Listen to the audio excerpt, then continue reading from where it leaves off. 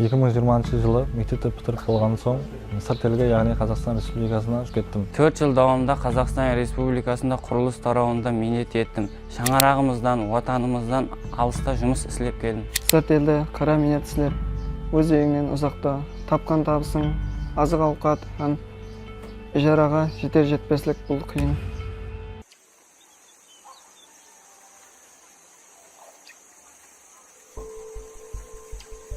Әрқандай міндет өз жемісін беретұғылығын мен балалығымнан білгенмен.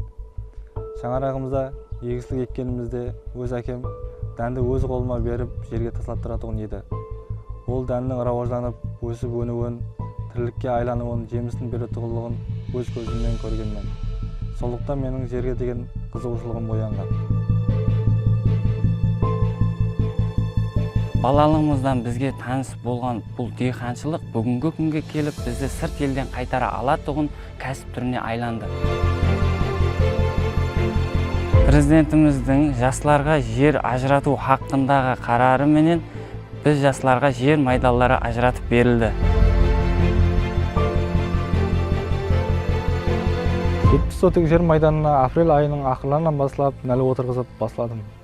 Қазірде еккен жүйелерім бой көтеріп атыр.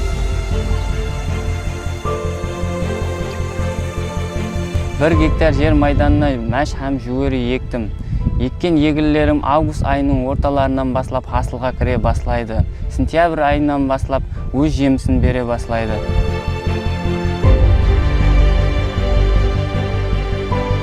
Бір гектар жерге мәш, лобия, жүгері егілерін егіп, мол дарамат алу ниет етіп атырмын. Бұл жерлер бізге 30 жылға берілді. Бұл дегені мен өзімді 30 жыл давамында өз мәншілігімді тәмінлей аламын. Сырт елдерде қиналып жүріп, тапқан табысымызды өз елімізде, өз шаңырағымызда табу имканияты берілді.